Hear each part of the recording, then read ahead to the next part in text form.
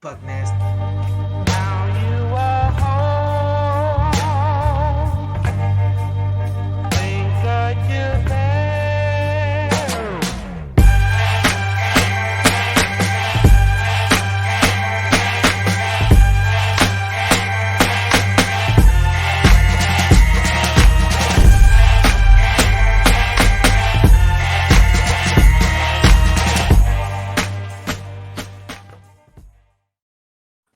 Yes, Ring Kings podcast is back. We're here with the crew today. Of course, we got our man B. What's up, B? What's going on, man? We got our co-host OTR Mike, and then we got two special guests. You've seen them before if you follow us on Lunch Break Hot Take, or if you watch the Ring Kings 25 all-time list, you will recognize Sugeknight323. What's up, Shug? What is going on? Thank you for having me. How's everybody doing this morning? Hey, thanks for coming through. And we got our man Fares Muthana from the LGR Let's Get Ready Network. How you doing, Fares? Hey man, that theme got some stank on it. You know what I mean? Yeah, man. I'm ready, man. This is a glorious morning. You know All what I mean? right, yeah. Hey, man. Yeah. So look, we're gonna be doing I almost the. knocked my head off my body. See, there you go. He's ready to punch a wall now. He's ready. He's ready. You got that right. Yeah. So this is gonna be our first official pound for pound list. We told you we're gonna give you one. We talked about it. I can't remember which stream we were doing, and we said, you know what, we just gotta do it ourselves because we didn't like what we were seeing out there. We felt like we could come up with a better one, and we have. Who's on the list? I don't even know. Okay. I don't know. Mikey doesn't know. Fares doesn't know. Shug doesn't know because this is a composite list. All right. And B's going to break down to you how we put together this list. It's similar to the Ring Kings 25 all-time list. All right. And it's going to be revealed right now. So go ahead and take it away, so we did it the same way, like you said, as the top 25 list. Each of us put together our top 10 pound for pound list, and I compiled them using just a kind of a reverse point system. Whoever you rank first gets 10 points, second gets 9, all the way down to 10th. That person gets 1 point, and then the top 10 highest scoring fighters made the list. And like I said, much like our top 25 list, one person has heavily skewed the results, as there's a fighter on this list, on our pound for pound list, who only made one person's individual list. Wow. So I guess you guys want to go ahead and just jump in, start off with with number 10. Let's do it. Coming in at number 10 at 32-0-1 with 23 knockouts. He's the WBC world champion for his weight class. We've got Tyson, the Gypsy King Fury. Wow. And I know exactly whose list it was on. And I know you are a bunch of disrespectful. I know disrespectful. God. Okay, Brodny, go ahead. Let's go. Let's get into it. So I didn't have him on my list, partially because I'm not a big Tyson Fury fan, but also because he's retired. Which is kind of weird that he still holds the belt, but whatever. I know Jose and Mike and Fares, you guys didn't have Tyson on your list either. So Shug, why don't you? Because he was legit. Like he said, he's retired. I was gonna put him on my list, and then he said, "Oh no, I'm retired." So I was like, "What am I supposed to do with this then? Like why? Right. Like I like like you're gonna find out that I rewarded activity over inactivity, and if you've been inactive for like a year and a half, and then say you're retired." What's the point? Well, he hasn't been inactive that long. That's the thing. He hasn't been inactive for a year and a half. He fought Dillian White not long ago, but that was his retirement fight. That was his retirement fight. So that fight. Okay, so since I'm the one that put him on the list, let me justify it. Which I already know you guys are not gonna, you're not even gonna give me, benefit of the doubt. But whatever. I did not know he had retired. I thought that because, like you said, Brodny, he still holds the belt. I consider that he's not retired. Okay, so if he legitimately retired and he drops the belt, then obviously he's going to come off. I have him very ranked high. I have him very ranked. Yeah, but I have him ranked very high because one of the things that boxing goes by is history, and he is the linear champion. I don't think anybody on this list is another. There's no other linear champion on the list, so I'm going to put him on there. there's a couple of disputes, but linear boxing, that whole history and everything, they really go by that, even though I don't care for it. Technically, he's not really a linear champion because when he beat the Klitschko didn't beat Lewis. So like, did you really? Are you really the linear champion? If you like that's the thing. Like, I forgot which Klitschko did he beat? Because like, I'm not okay. So is Vladimir the one who fought Lennox, or was it Vitaly? Vitaly fought Lennox. Yeah. Okay. So yeah, Vladimir had the belts. It's just that Fury won the belts, and then he I don't want to say he retired. He spiraled into a depression. Yeah. He blew up in weight. He was going through a really rough time. He didn't fight for 2.5, 3 years, I believe. Wow. So he dropped the belts, and obviously other guys came along. Anthony Joshua now holds 4 heavyweight belts, but Tyson came back. He beat Deontay Wilder and got the WBC belt. So yeah, they call him the lineal champion. That doesn't really mean anything to me, but some people like that. Well, Usyk holds the belts now, not Joshua. Usyk. Well, yeah, I'm sorry, Joshua. Usyk. Yeah. Well, like I said, Brodny, that doesn't mean anything new to me. It really doesn't mean anything because it's hard to trace it. Really, it's not hard, but it's like Fares said, it's muddy. It's muddy because Lennox held all the belts. So and the Klitschko split the belts. So he didn't really beat the man who beat the man. Yeah, well, that's what I'm saying. The reason the linear championship exists is that Bob Arum wanted another thing to promote for like it popped up when he signed with Top Rank. And you know what? Smart business decision. I'm not knocking it, but like don't insult my intelligence. I know what's what. And they try to tell me, like I remember once when he fought Otto Valine, he was walking through the corridor and like all these heavyweight champions. Then it got to the end and it was Lennox Lewis. I'm like, no one beat him. Like you're not the linear champion if no one beat Lennox Lewis. He retired the champ. So you're not the linear champion. You're not. Yeah. Sorry, my bad. Look, I'm gonna defend Sugar a little bit. No, he wasn't on my list. Yeah, I'm saying I'm gonna defend him from the standpoint of look, if you believe that he was one of the top fighters pound for pound, right? Retired or not, you want to put him on the list because I don't think any of us really believe he's going to stay retired, right? I think that's one of those things where he's retired just so like he's not fighting mandatories, but like for big fights, he'll be there and ready to defend his title against or go for the title against Joshua or Usyk. I'm sure we'll talk about one of those guys coming up here soon. But for me and B, I mean, we've said this, we maintain this, and we catch a lot of flack from our family across the pond there. Okay, our fans across the pond. We just don't think Tyson Fury is that skilled. We don't think any of these heavyweights really are that skilled. They're heavyweights. Yeah. I mean, look, you can have skilled heavyweights, but right. I don't Mikey. think. Yes. Yeah. I just don't think Tyson Fury is that skilled, and his biggest win is against Deontay Wilder, who really isn't skilled. Yeah. Right? Absolutely not. Dangerous fighter, but I mean, he can't throw a jab. Right? There's a lot of things that he can't do, and that's his biggest victory on his resume. Jose, that doesn't put him on a pound for pound list. Jose, you know what's crazy? Jose? You're a boxer who doesn't know how to throw a jab. Yes, it's literally the first thing they got freaking teach you, man. Well, you gotta remember, you gotta remember Wilder started at a really late time, even though he should have learned a jab. No, you're right. Yeah. But the first thing what he's done is impressive. The first thing you do when you walk into a gym is like, you know how to throw a jab. It's impressive, but it doesn't make you pound for pound. It's definitely impressive to win that many fights in a row without knowing how to box. It is. Here's the thing. And I'm going to say one thing about Wilder, then I'm going to say something about Fury, and then I'll let it go to Mike. You could say that that it's not impressive to be able to not throw a jab and everything, but like B just said, he won all those fights. If Wilder, when he knocked out Fury in that first fight, and he never gets up, we're not saying anything bad about him not being able to throw the jab. We might bring it up as a critique, but he's probably number one pound for pound.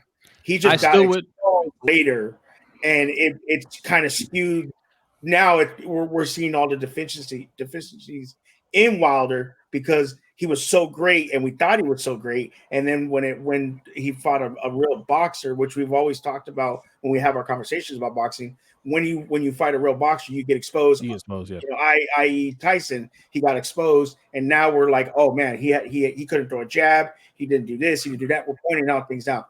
If that doesn't happen, I don't think we're talking about him that way. And the last thing I'll say about Fury, I understand what you're saying, but going over the list of fighters I put on here, other than Canelo, he's 31-0. That's still 31. I believe 31-0. 32-0-1. 32-0-1. Mm-hmm. That in itself is impressive because most of these guys don't even have over 20 fights. Most of these guys on here are in their 20 to mid 20s. Canelo's the only one that's in 52. You know, but he was fighting. Well, you know, one of them is in his late 30s. Fights wise, is in the late 30s. We all know who that is. We'll get to it. All right, Mikey, what you got, man? What you got? So you beat me to it because I was going to defend Shug too for this very reason, right? Like Tyson would have been on my list too if it wasn't for the retirement. But listen, we all know he's got one foot in and one foot out of retirement, right? After this Joshua and Usyk situation, he will be right back.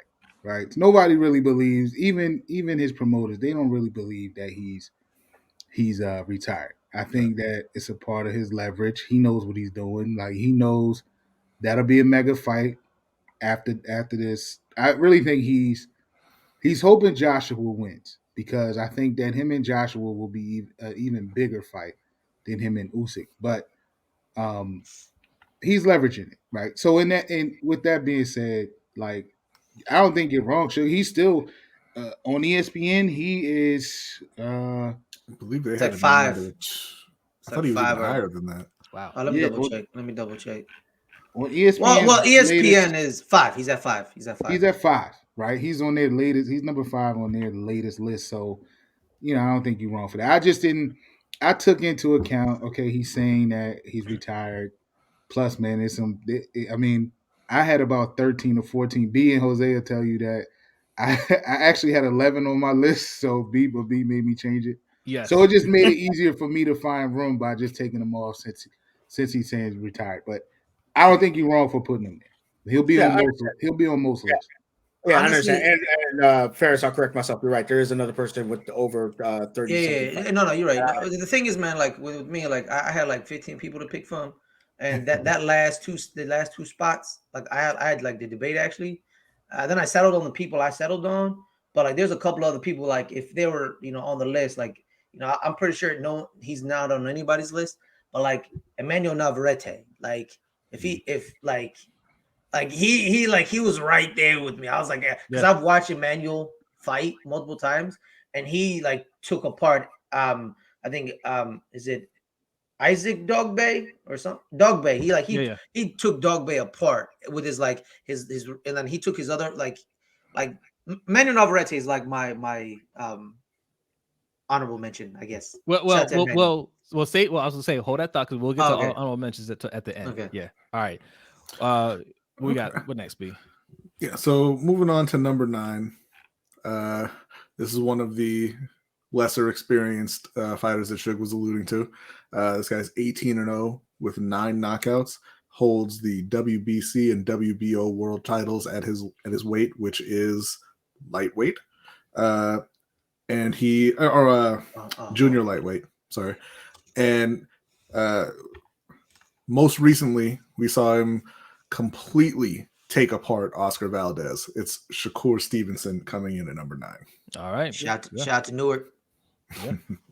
He actually has a fight. He actually has a fight coming up. It's not fully signed, but it's agreed upon. I think it's like Robinson Carcio, or I don't know how to say his last name, but he has a fight coming up in a couple months. Not the fight that we wanted to see. He was kind of in talks with Navarrete. Yeah, that fell through. But Shakur, for me, he's on here not because of the accomplishments, because he's got 18 wins. Valdez is probably his biggest win, but he's still very early on in his career. He's only 24 years old, but it is the skill. And when you watch him fight, for me, He just looks like he outclasses everybody he's in the ring with, and you kind of expect that early on with these types of prospects. But even when he stepped up in competition, it still looked exactly like that. So that's what got him onto the list for me. I just want to point out too, for a young fighter, he knows how to control his emotions very well. Because most young fighters, they kind of let their emotions run high. Like there was one fight where he's fighting his girlfriend's brother, and their family drama, they kind of involved the fight, and an experienced fighter could like let that emotion boil over and like ruin the fight, but he stayed focused. He's beating up his girlfriend's brother, like that is a fact. And like beating up your girlfriend's brother, you may hate your girlfriend's brother, maybe not, but like still, that's a very emotionally charged situation. It's complicated. Yeah, it's very complicated. But he was very precise, concise, beat him, said, y'all should go talk to your daughter because I feel like y'all should reconcile. And then he left the ring. And that was when he was 22. That was 2 years ago. Now he's 24. Then he left her too. That's a good point. But this is neither here nor there, Mike. All right. So for me, the Oscar Valdez win is what put him on the list for me. Beating Jermell Herring and then following up with Oscar Valdez is what did it. Jermell Herring, you could argue, for the detractors, you could say, hey, Jermell Herring got old, right? Because he lost his next fight and now he's retired. But at the time, that's a quality win. That's his biggest win. But the follow with Oscar Valdez, who came off of a big win of his own, beating Miguel Berchelt. Knockout of the year, actually. Yes. That was a brutal knockout. And for him to just completely nullify Valdez just had nothing for him, So not that he's the WBC and WBO champions, I believe. Yeah. So that put me on the list. I wasn't going to put him too high because, like you said, he only has 18 fights. But for me, that's what did it. Yeah. You know what's crazy? What's crazy? Like, here's the thing with this fight, right? Like before this fight, people were like look at Oscar Valdez. His knockout, everyone was like, this guy is a good fighter, solid fighter, phenomenal fighter. After the Shakur fights, legitimately the discourse was, did he even deserve to be in the ring with him? Right. Yeah. Like that's the thing. That's how good that performance. I watched it. Like when you making people regret ever saying your opponent was good, you done something to your opponent that no one's ever done. Like, you know what I mean? Like that's the thing. That's what happened with Canelo and Floyd. It was this. Look at this guy. He's gonna take out Floyd, the greatest thing since sliced bread. Floyd takes him apart. Whoa, he's 22. He's 22. Come on, he's 22. Come on. Yeah. With Oscar, it was say he was never really that good. Yeah. Because Shakur made the team. And no offense to Jermell Herring, man, like he whooped his ass. He did. But I mean, that's when you're great. You're trending towards great. You have great skill. He's a vet. I'm just trying to show respect to Jermell. He's a vet. You know what I mean? I respect Jermell. Yeah. But he got his ass whooped. No, I mean, I agree with you. It's crazy. We look at these records. When we did the top 25, people were having 60, 100 wins. Like it's like 18, 20, 30. and like, these guys had, so it's like hard. But, like you said, the way he beat Valdez, Herring, does he move up in weight and fight Lomachenko? That's if he can do that and get a win like that, that's huge. For him, especially at his young age, being only 24. So I think, this is a good spot for him to be in right now. And if he can show, a little bit more, he can unify the belts, he can move up in weight, see what he does. He's just going to go up from here, especially being only 24. I like where he's at. All right, Mikey, what you got? So I had him at 8, right, on my list. But I'm not mad. I was struggling between 8 and 9 with him. I do think he should be there. I agree. Like the beating 2 champions, a former champion Herring, and doing what he did to Valdez before the Herring fight, right? There was talk of whether Shakur, like if he had it, right? If he had that, if he had the sell appeal, right? Because a couple fights before that, he didn't look great. Now he looked, to boxing purists like us, he won the fights clearly, right? but he got touched up a little bit. It was people that, it was fighters that he was in there with that people felt he should have gotten rid of. And they shouldn't have been distance fights. And he was showing that he couldn't do that, right? But to follow that talk up with absolutely destroying 2 champions, back to back, this kid belongs here. I think he's gonna keep on moving up the list eventually. I think, I think his plan is to unify. Wait, am I saying that right? Am I confusing that? This is why we got to have that segment. So it's unify. Unify is getting the 3 belts. Undisputed is all 4. Undisputed. See, it even all these belts even confuses me. Wait, right? time out. What? Yeah, that makes no sense. Yeah. So the unify. We unify 3. We unify 3, but we're undisputed at 4. That's probably the dumbest thing I've ever heard in my entire life. Hey, especially since there's more than 4. But hey, we're gonna talk about that in our upcoming series sparring sessions. All right, so be on the lookout for that. Look for that. Oh my god, that's the dumbest thing I've ever heard in my entire life.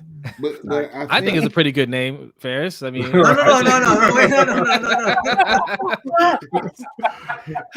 We were really happy with the whole series.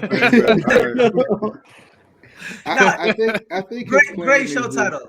Great show title. I think his plan is to eventually be undisputed. I think it is talk that he is going to move to 135, but either way, I think he's going to continue to move up this list, so he belongs there. Yeah. Next up at number 8, I had this guy 7 on my list. I'm actually a little surprised to see him this low, even though I ranked him 7th myself. I thought that the rest of y'all would have had him a little bit higher and dragged him up the rankings a bit. He's so I think it is 27-0 with 25 knockouts. I think part of the problem is he's not a real champion. He's not. I know what you're talking about. Yeah, that is. He's just a regular champ. Currently holds the WBA regular lightweight championship, which if you're scoring at home means he is not the lightweight champion. He's not. So at all. I think that's kind of what kind of dropped him down in our rankings. But he's been extremely impressive recently. He's got wins over obviously Romero, Isaac Cruz, Mario Barrios, Leo Santa Cruz. He's been on a roll. He's been getting better in every fight. And right now at 27, he's a little bit older than the rest of those prospects at lightweight, significantly younger than Lomachenko. So he kind of looks like he might be it at that division or at that weight. Hey man, Brodny, he didn't beat Leo Santa Cruz, okay? He killed that man, okay? He killed that dude. All right. I've never seen a knockout so disclaimer here, Leo Santa Cruz is alive and well. Yeah, he's alive. He's alive. But that uppercut, dude, I was like, it looked like Deontay Wilder's uppercut on Bermir Stavern. Like that's I don't know how to say his name. The guy who just sat there and got knocked the hell out by Deontay Wilder. Like that's how nasty it was. It was as deadly as Deontay's jumping knockout of Dominic Brazil. The man jumped and knocked out somebody.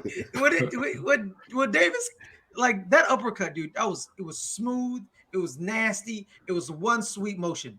It was like one motion, it was like boom, and you're like, oh, he just killed a man. Wow. Like it was like, oh my God.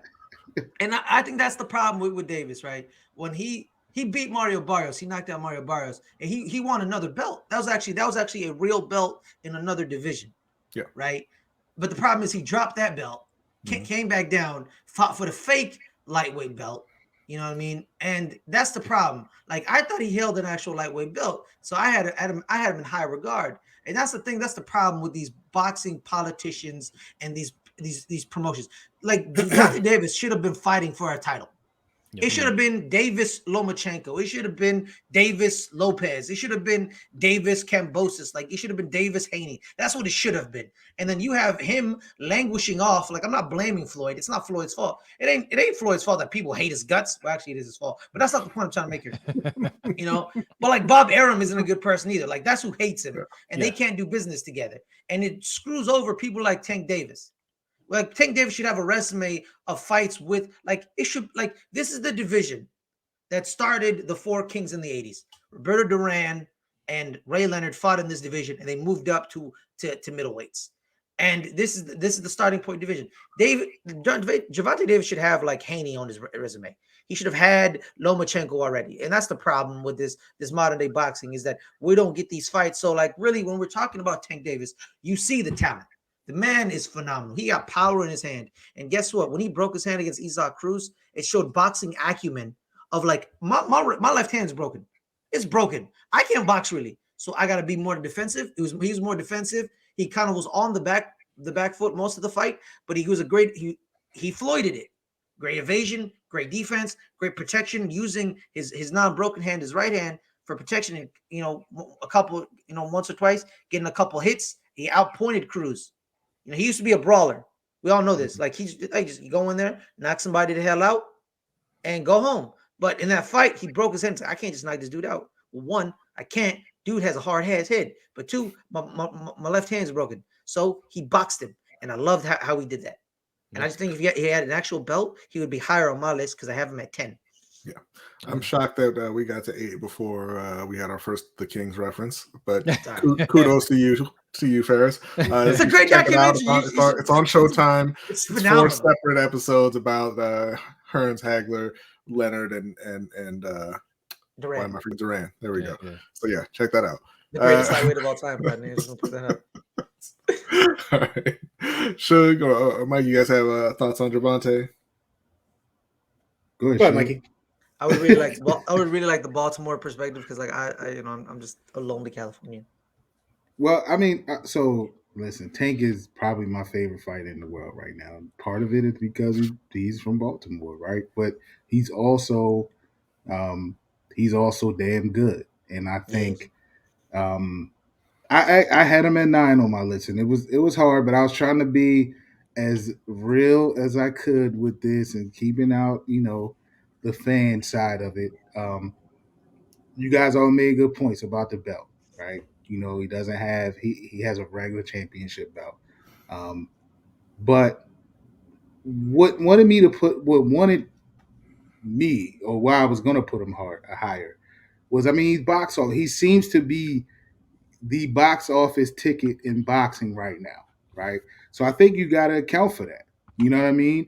And I think, as you said, Jose, his last couple fights, or I think it was either you or B, last couple fights, man, he's gotten better and better and better, which I think is scary for boxing, right?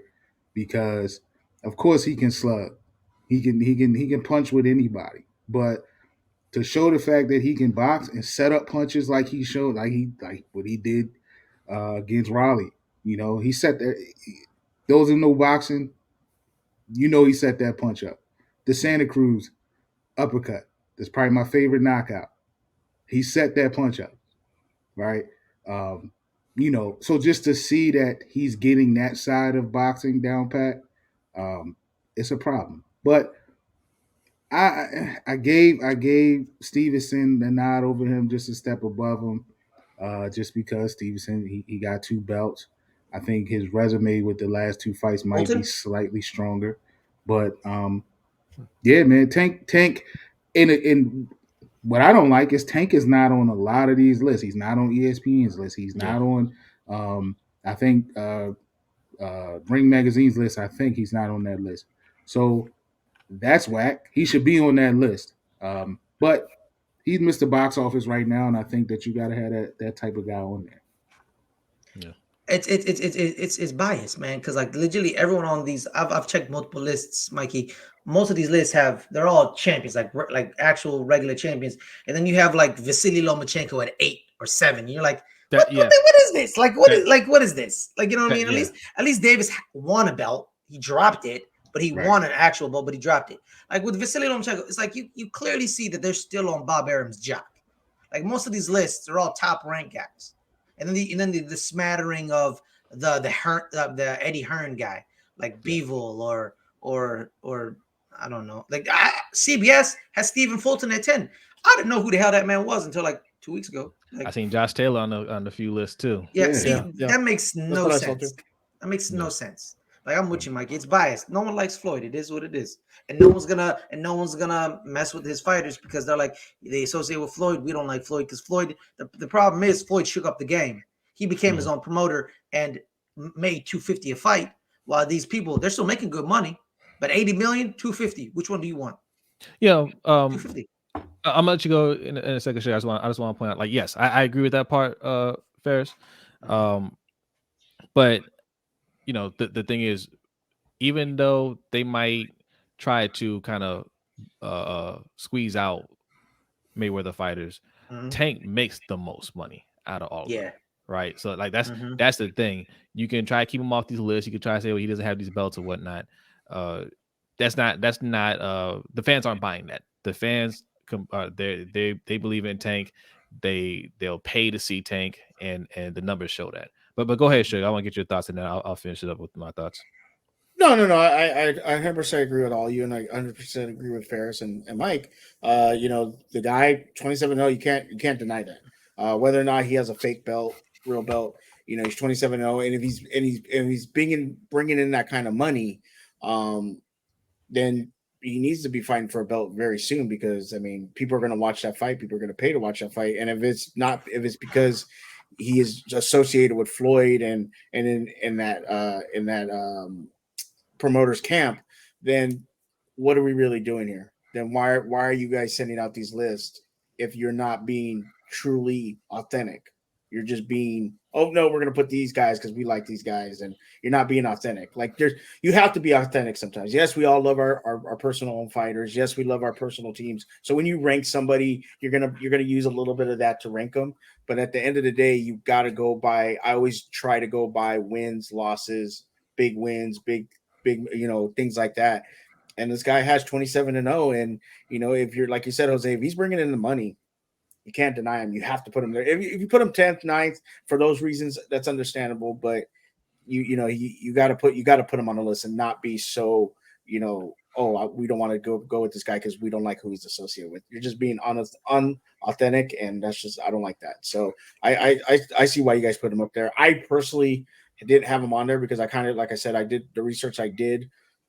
He wasn't on a lot of these lists, and I see why now. And that is disappointing, because to be honest, now I wouldn't have someone on the list that I had on my list. So I would have moved Tank onto that list, but it is what it is. And so hopefully he keeps moving forward.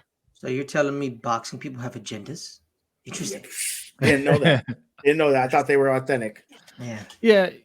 For me, I had him a little bit higher, right? Yes, I know the titles matter, and that's why I think he's lower than he should be.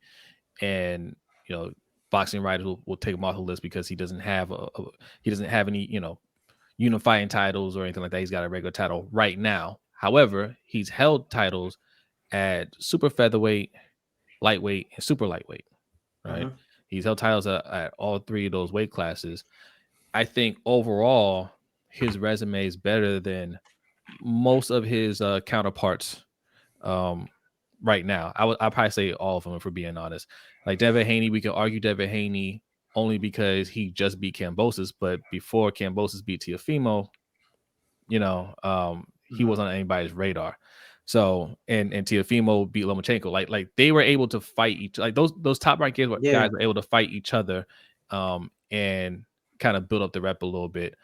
Tank was on the outside looking into all that stuff. However, I think fighting Mario Barrios, fighting Isak Cruz, Leo Santa Cruz, and then even Rolly Romero, who he wasn't a household name, but a bigger fighter, stronger fighter, and he just outclassed him, right? But the thing is, really, though, if you think about it, the only reason that he beat Rolly is because he was able to land a punch and knock him out. Yeah. It wasn't anything else. It was just that he hit him really hard and Rolly couldn't continue. Was the only reason he won that. Yeah. So my question to you is, Lomachenko is the 135, and Tank is in that division, correct? Or is he in the all those guys kind of float. Tank had had titles at 140 and 135. But they kind of go. But he's in that division, right? Like you're okay. Right now, no. Yeah. Right now, they're not in the same. No. Right now, Tank is in 135. Okay. He's the champ at he's the regular champ at 135. Gotcha. And, Okay. That's the thing. That's the problem with this little region is that they're all set by like 3 to 5 pounds. Yes. So really, they could all fight. Like this is my problem. It's too many divisions. Like there's regular lightweight. There's lightweight or like whatever, and then there's like super lightweight, which is like 140. Then there's 135. I'm like that's 5. Like it's this little region is a bunch of bullshit. A bunch of it's from 126 to 140 is 4 weight divisions. Yeah. Like what? Yeah, that's crazy. Well, the reason I bring that up is Lomachenko. I had him on the list. He doesn't have a belt, and he doesn't have the record that Tank does. So to me, I would have pulled him off the list because of that. Now that you're looking at the record of 27-0 versus 16-2, like just off records, I'm going to put 27-0 above 16-2. I'm just that type of person. And then you're looking at, like you're saying, Tank has a fake belt. Lomachenko doesn't have a belt, so I'm going to put that. How many wars has Tank fought in though? And I think, amen. Hey, Loma's still downloading, yo. Loma's still downloading. I think Lomachenko. We've said before. I think Lomachenko is a bit like. Don't get me wrong. I think he's a good fighter. But I think he's hyped up way too much, right? Mm-hmm. He got way too much hype just off of like 12 fights, and even by the time he was on our radar, and ESPN's hyping him up, he already had a loss on his record. You know what I'm saying? Like he already had a loss, and then he takes another loss to Teofimo Lopez, and now he's still on a lot of pound for pound list, and to me that's ridiculous. Well, because you had people talking about him like he could be one of the greatest of all time. Yes. And when you go to that extreme and then he loses, you're not going to drop him off the list. You move him down a bit, but you're still trying to hold on because you went so hard on Lomachenko as this great fighter. He's the best out now, one of the best ever. So how could he be off the list? Yeah, well, that's what I'm saying. But that's when these writers and these people that make these lists got to be authentic and be like, hey, we made a mistake. If we come back in a couple months and Tyson Fury is not boxing, I'm going to say, you know what? I shouldn't have put him on the list. That's on me. If we come back and we see Shakur, he freaking goes on to really just, win a belt, start doing all these crazy things, we're all going to say we had him too low. Now he needs to move up. Yeah, you make adjustments. You got to be you got to be authentic. And if these people aren't being authentic, it's just, what's the point then? What's the point? You're just doing it. You're doing it because they're putting money in your pocket. So anybody watching this want to put money in our pocket, please do so. We'll change it quick because I'll throw everybody up in number one. Here's the thing. But that's how I felt. I'm Eric Dickerson. Give me the money, still won't listen to you. There you go. There you go. You give me the money, I'll put Jeff Horn back in number one. I don't care. Nice. It's a list. It don't mean nothing. You give me number one. I'll put. Let me throw this in here, Zay, before we move on. Yeah. Again, Zay and being my co-host, they know how frustrated I get with these lists, right? And that's part of the reason why we're here, because I'm so frustrated. I get so frustrated, and they're like, "Yo, we just gotta do our own," right? The problem is the ESPNs. If you look at ESPN, like their list, like you said, Fares, it's all top rank. Which who do they do business with? Top rank. Right. Yeah. So you know what I mean. So it's you have, to what you're saying, Shug, you have those biases and those influences in these lists. That's why this is going to be the best one out. Just want to throw that in. That's right. All right. So moving on to number 7. This guy is 35-1-1 with 19 knockouts. His one loss, he did come back and avenge later. And his draw, he also came back and avenged recently. We're talking about Jermell Iron Man Charlo, who just recently became the undisputed champion at 154, unlike his brother, because he goes out and he gets the fights. He beat Castano. No, I was talking facts. He beat Castano, he beat Erickson Lubin, he beat Trout, he beat Tony Harrison, who's the guy who got a controversial win over him, but he came back and avenged that. So he's coming in at number 7. I think he showed a lot in the Castano fight, the second Castano fight. He the first fight was a draw. He came back, and I mean, he really kind of outclassed Castano. He outboxed him. He took Castano's power, and he came back and hurt Castano too. He beat him on basically every level. At the end of the fight, Castaño looked like a beaten man. Like he looked a little broken, right? I mean, I don't mean just like he was physically beat up, but he looked like, man, I'm fatigued. I can't get to this guy. I don't want anymore. Brodny, wasn't it a body shot? Wasn't it a body shot that took him out? Was it? No, it was, I think it was an uppercut. No, yeah, I think it was. I think it was. No, you're right. It was an uppercut. Yeah, you're right. Damn, I think at the end of the fight, Charlo looked like he could go another 12. Yeah. So I mean, it was a masterful performance. He's got all the belts at 154, and I think he's very deserving of a spot on the list. Yes, no, I agree with that. You pretty much said everything I was gonna say. That fight really put him on a list, catapulted him up the list for me, because that first Castaño fight, yeah, he looked a little flat-footed to me. Like it looked like he wasn't as prepared, as focused, but still fought through it. And it's like, okay, fine, you fought to a draw. It's fine. Everybody has those fights. Let's see how you respond to that. And he stepped it up. And yeah, Castaño towards the end. And Castaño, I think, is an excellent fighter, right? And he's a tough fighter too. He took a lot of shots in that fight, but down the stretch, I loved how Charlo said, "Okay, I'm not going to just sit here and go toe to toe with this guy. I'm going to start outboxing him," and that's exactly what he did. It took Castaño out of it, because now Castaño has a moving target that he can't hit. He's getting worn down, and then Charlo goes right back in front of him and says, "Okay, now we're going to go toe to toe again." And Castaño just didn't have it, right? Like that knockout was more of it wasn't like a great shot to just put him away. That was just a combination of shots, and he was just like, all right, I just can't do this anymore. So no, I love that. I love that he avenged his loss and avenged that draw. And yeah, no, like B said, very deserving to be where he's at on this list. I'll say this. Yeah. I am very upset that I keep looking at these fighters and their fights are in Carson, which is down the street from me. I can go watch these damn fights. Like I've seen like 6 of them. His fight against Harrison was in Ontario. Ontario is down the street, is down the freeway from me. I could go to these fights. I need to start going to these fights because I need to see Staples Center. Should have went there. Man, I'm kind of angry. No one fights in the Bay Area no more, man. Come on, man. Well, because you got a bunch of Warrior fans over there. Nobody wants to be with them. That's just I hater. But yeah, I agree with you, Jose. I think and Mike was talking about with these lists. I looked at 5-6 lists. He wasn't on this, and every single one of them on the bottom said honorable mention or dropped off the list, and it was Charlo. So I was assuming like, okay, what did he lose recently? Like, what's going on with him? And what his last fight was May 14th, 2022. One before that, July 17th. It was a draw. He had 3 wins before that. He had the loss, and then he had 31 wins in a row. Mm-hmm. So you're right. Why is he not on these lists that you're looking at to put your list together?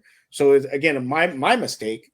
But at the same time, we see kind of the hating on him because he's 35-1-1. That's a good record. That's an excellent record, and he's the WBA, Super, WBC, IBF, and the ring light middleweight titles, and then he won the WBO. So he's no bum. He's not a bum. He's so he should be on this list. So again, I'll come back if we ever do another list or we do it again. And this is where I say I can't even say the word. Authenticity. Yeah, thank you. Is you come back and say, you know what, I made a mistake. This guy should have been on this list when we did it. I didn't put him on there, but now I'm going to put him on there, and I'm going to take somebody off. And a lot of these lists are not doing that. They're not doing their due diligence and saying, okay, yeah, this guy deserves to be on the list. They're just going, oh, who's the people that are going to like us and give us money and give us access to their fighters? We'll put them on the list. And even though the guy's 19-0 and this guy's 35-1-1, like there's clearly a difference. So yeah. So he should definitely be on the list. Yeah. All right, what you got, Mikey? So I had him at 5. I think it's disrespectful that these lists don't have him as an undisputed champion on. That is so disrespectful, right? I think alone being undisputed, you should be somewhere on the list. All right, I had him at 5. I agree with all the assessments that you guys made. You know, he looked great. I personally feel like he won the first fight, right? But he didn't do enough to make it a convincing win. Yeah. You know, but I thought that he did enough, maybe a split decision or something like that. But he put himself in that position for it to end up being a draw, and that's what happened. But like you said, he came back, he took care of business, undisputed champ. Put that man on these lists, man. I don't get it. This is part of the stuff that pisses me off about these lists is because how is an undisputed? And it's another one on here. There's another undisputed champ that's not on a lot of these lists, and I'm sure that name will come up later. But I just think that's crazy, man.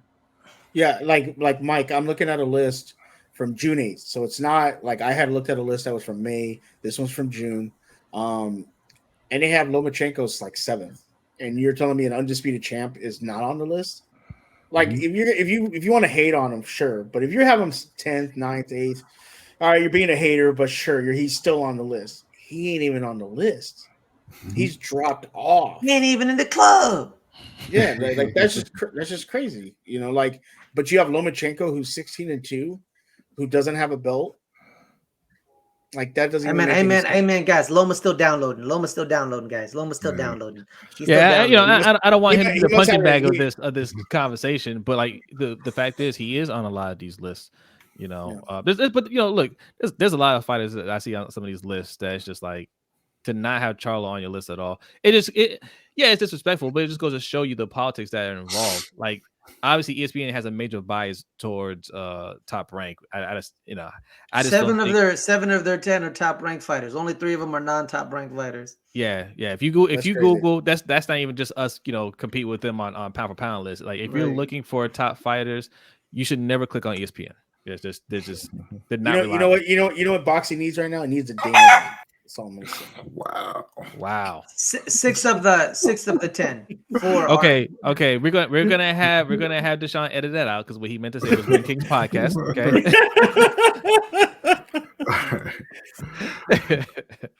All right. Fares, do you have any thoughts on Jermell? Or do you want to go ahead and? No, I think. See, here's the thing, man. I was watching PBC one night, and the Charlo brothers were fighting, and it was the Tony Harrison card, right? Yeah. So he loses to Tony Harrison, and then his brother wins his fight, and I'm like, oh man, that sucks for that guy. Whatever. And then I started following the dude, right? And then then Harrison pulled out of his fight. He got injured or whatever, or he accused Tony Harrison of ducking him. I called him a bunch of words. I cannot repeat. Then he fought Jorge Cota. Then they fought Harrison again. Knocks out Harrison in the 11th, by the way. Like, here's the thing, too. Like, he's grinding these people out. And then he takes them out at the end, Yeah.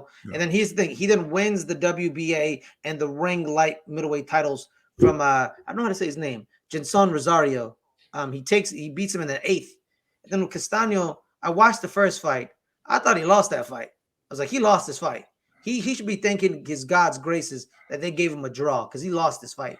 Then I always assume that the people who lost the draws, they always tend to mess up the rematch because the guy who they drawed with is 2 times pissed off because he got robbed, right? So I was like, Castaño's about to beat the living snot out of this man. I was completely wrong. It showed great resolve and knowing that people think you lost this fight the previous time. People think you robbed this dude. The judges robbed this dude and you don't deserve the belt you're holding and proceeds to beat the living snot out of this man. And towards the end of the fight, because I watched towards the end of the fight, those rounds all went to Charlo, in my opinion, because it showed how he just showed his great boxing acumen. He was like, okay, I can't really headhunt you right now. I saw him do a lot of body work. He started smacking Castaño in the body a lot. And then guess what? Towards the 10th, Castaño's hands were a little low, trying to protect his body. And then little crease. He had a little crease. All he needed was a little crease. And then all you see is soup. And you're like, what the hell was that? Doop. What the hell was that? He hit him two times with 2 uppercuts. And then he finished him off with an uppercut. And I think it was a left hook. And it was over. And I'm like, what just happened? I blinked and the fight was over. And it was in the 10th. I'm like, sweet baby Jesus. What is this? And like just seeing the man basically say like, yo, I know what y'all was saying about me. And he's the thing too, it's mentally draining that people think like this man don't deserve this fight. And he just took this man out. Impressive by the Charlo. Mm-hmm. Impressive. All right. Unlike his brother who like runs away from everybody, but we're not gonna throw shade on Jermell. Yes. Jermell he's gonna be on this list soon enough. I got. How about you fight David Benavidez? Come on, man. How about he ain't gonna be on this list? He gonna be on this list. Watch.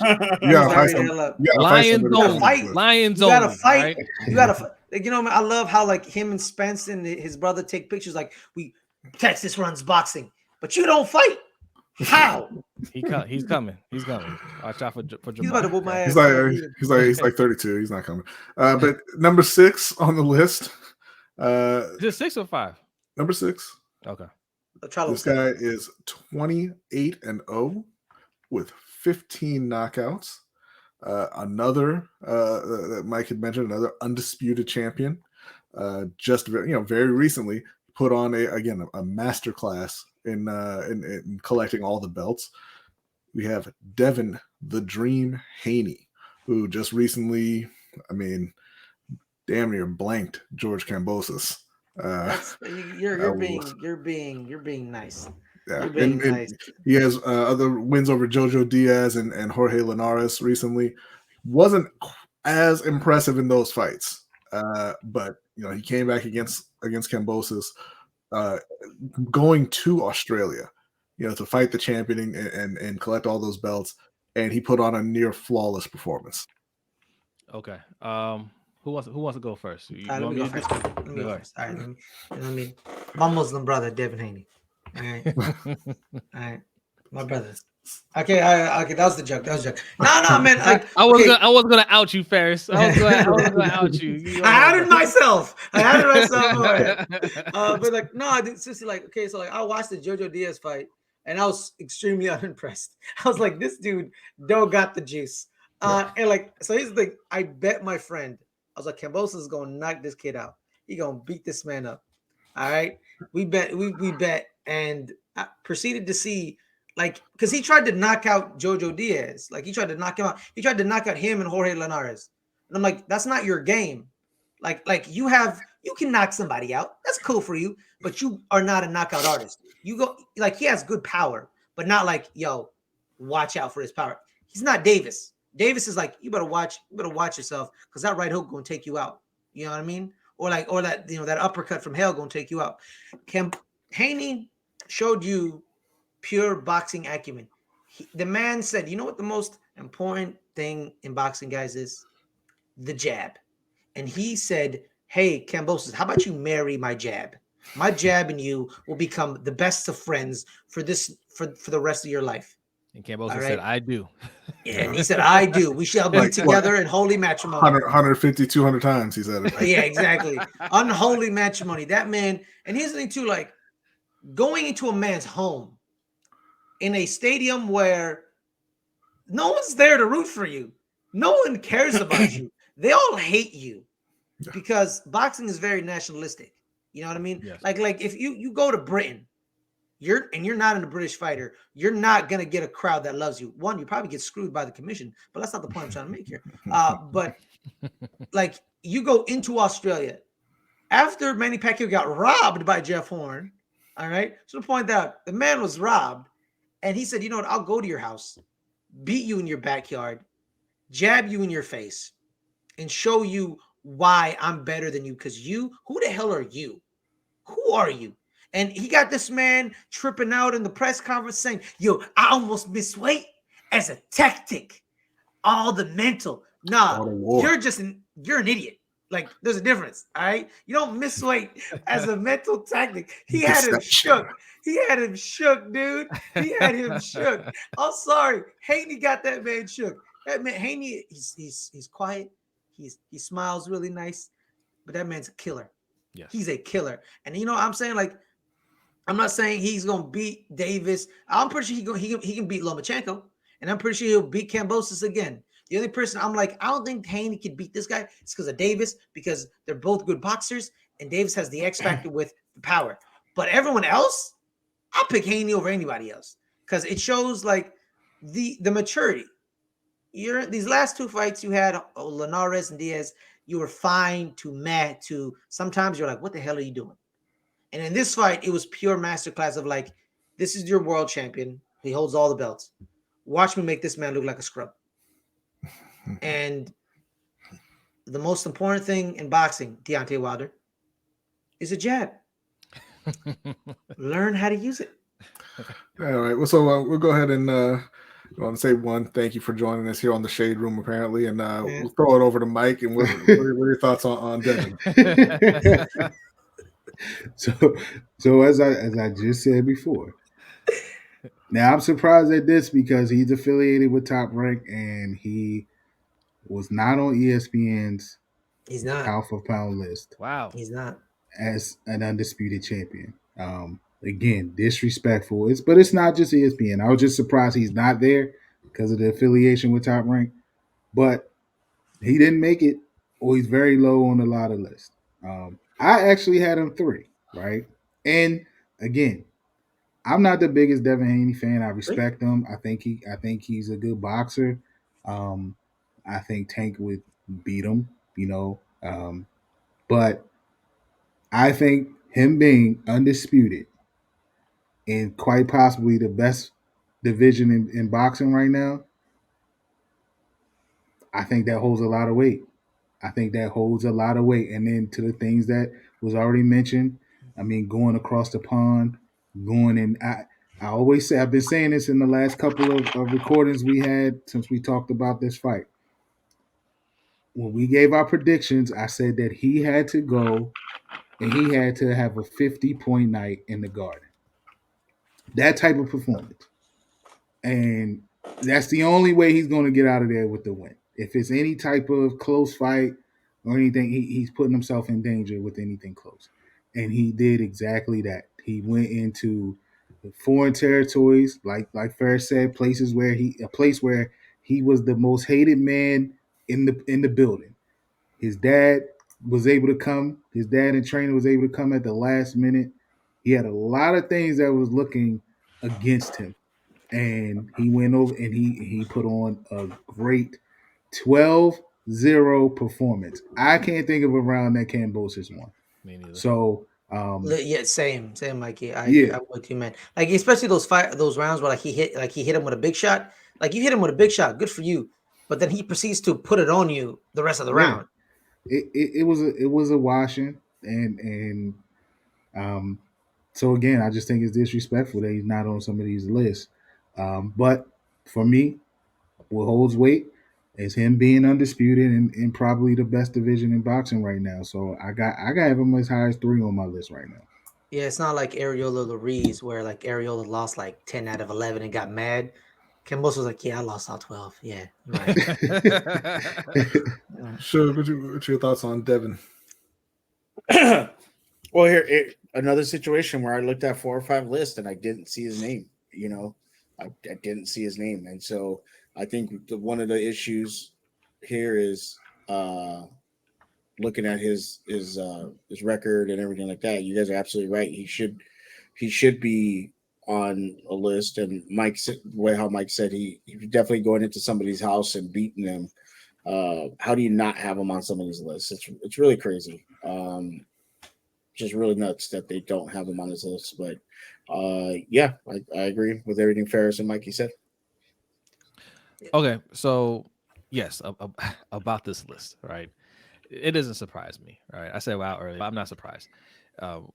We mentioned this, I think, after Haney Kambosos fight, that Bob Arum doesn't do a good job, I think intentionally, of promoting black fighters.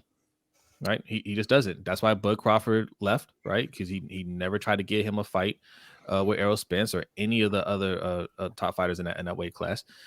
And and he's made comments about, Bud Crawford isn't a big draw, stuff like that. Shakur Stevenson had a problem with the way he was promoting the Oscar Valdez fight, right? And I think with Devin Haney, I think it's gonna be the same thing. I think he wants Devin Haney to immediately fight Lomachenko in the hopes that Lomachenko beats Devin Haney, because Lomachenko is the one that he wants to promote, as well as ESPN.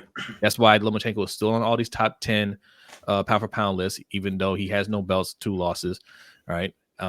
They're putting their money on Lomachenko and hoping that Devin Haney isn't the one they want to promote. That's why I think ultimately he will leave. I think he'll leave. I think Stevenson will leave and probably go with PBC or Mayweather. You know, they're kind of one and the same.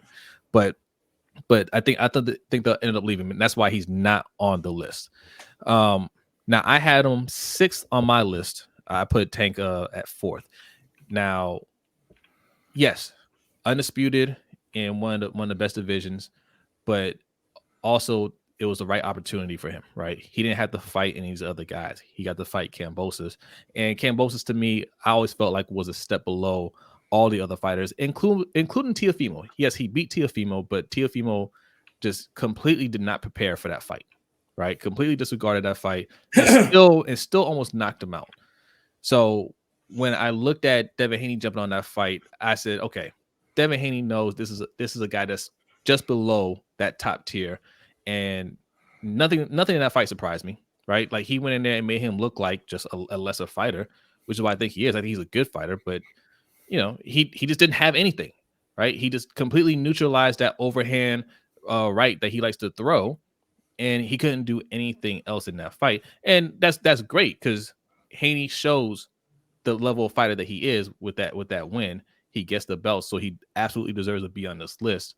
But if you look at the other fights, they weren't as impressive as Tank Davis's wins. So that's why I had Tank over Devin Haney, because the fights that Tank won, he dominated the fights.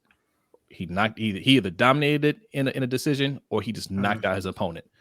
Whereas Devin Haney, you know, his last 2 fights going up to Kambosos, you know, they're a little sketchy, right? Like, yes, he won the fights, but there were some times where you're just like, I don't know, right? But overall, yeah, I got no problem where he's at on the list. He definitely deserves to be on our list. So, yeah, good for him. All right, so moving on to the top 5, Devin Haney's kind of a guy who earned his place on the list based off of one fight, right? You know, he got the undisputed status in one fight. Like I said, he didn't look great in the couple fights before that, but number 5.